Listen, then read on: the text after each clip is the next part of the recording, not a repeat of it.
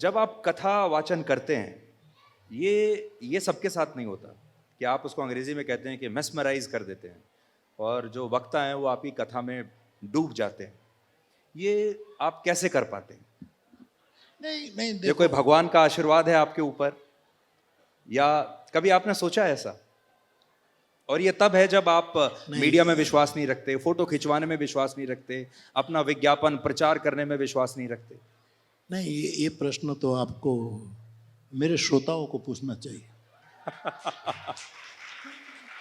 वहीं से ही पूरा सत्य निकलेगा कि भाई आप इतने व्यस्त जिंदगी में आप ये अब सब कुछ छोड़ करके 9 दिन तक क्यों बैठते और वही कथा, वही मुरारी बापू बार बार उसको क्यों सुनने के लिए दौड़ते?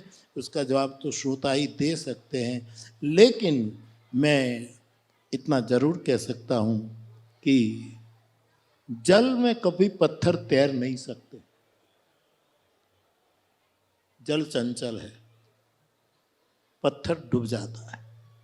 और बंदर जल से भी ज्यादा चंचल है। और बंदर कभी सेतु नहीं निर्माण, सेतु तोड़ देगा, वो जोड़ेगा नहीं। तो समंदर चंचल है, वो पत्थर को तैरने नहीं देता। पत्थर का सहज स्वभाव है डूब जाना, वो तैर नहीं सकता। और जिसने सेतु बनाया वो इतने चंचल है बंदर कि वो कभी सेतु निर्माण नहीं कर सकता।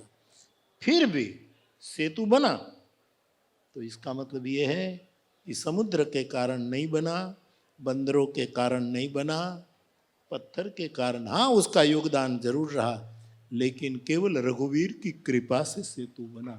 मेरा भी कुछ ऐसा ही कि लोग सुनते हैं, मैं भी मौज में रहता हूँ, लोग भी इतने डूब जाते हैं, इसमें मेरा कोई खबर नहीं।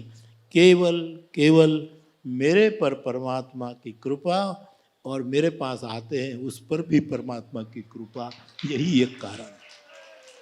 और बापू, ये इसलिए भी ज़्यादा सवाल बहुत रेलेवेंट है और लोग जानना चाहेंगे कि ये जो समय है, ये ऐसा है जब लोगों के पास समय ही नहीं है, सब लोग भाग रहे हैं। टेस्ट मैच से हम T20 में आ गए, जो सिनेमा पहले 3 घंटे का होता था अब 1.5 घंटे में हो गया।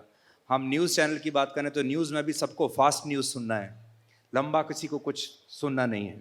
और ऐसे में आप लोगों को कहते हैं कि ये T20 के ज़माने में आप टेस्ट मैच की तरह खेलो, यानी लोग आपके लिए घंटों नहीं दिन तक देने के लिए तैयार हैं। तो ये भी एक चमत्कार है। ये चमत्कार नहीं है, साक्षात्कार है। चमत्कार तो वाणी का प्रभाव डालने वाला कर सकता है। अथवा तो मैं कोई विद्वान नहीं हूँ, मेरे पास ज़्यादा शब्दकोश नहीं है, मैं केवल गुजराती और हिंदी में बोल सकता हूँ और कुछ ज़्यादा नहीं बोल सकता हूँ, तो ये कोई चमत्कार। लेकिन एक साक्ष्य, मैं टॉक करता हूँ, लोगों से संवाद करता हूँ, लोगों से डायलॉग करता हूँ, और इसी का ये परिणाम। और देश में संवाद की जरूरत है। आज जहाँ देखो वहाँ विवाद, दुर्वाद, अपवाद। क्या हम राम राज्य लाने के लिए ये दुर्वाद, अपवाद और एक दूसरे का प्रति विवाद बंद करके संवाद की स्थापना नहीं कर? मैं इसी में लगा हूं कि मेरे देश में संवाद स्थापित हो। आखिर हम सबका देश है, हम सबकी पृथ्वी। जब आज हमारे यहाँ ये वैश्विक स्तर पर कहा गया कि वन सन की उद्घोषणा हुई है, हमारे आदरणीय प्रधानमंत्री साहब ने भी शायद अभी जो कहे थे, कहा वन सन वन अर्थ। ये मेरे कहने का मतलब ये संवाद ही कर सकता है, विवाद से कुछ नहीं होगा। तो इस संवाद की स्थापना हो तो अच्छे परिणाम। और आप संवाददाता है।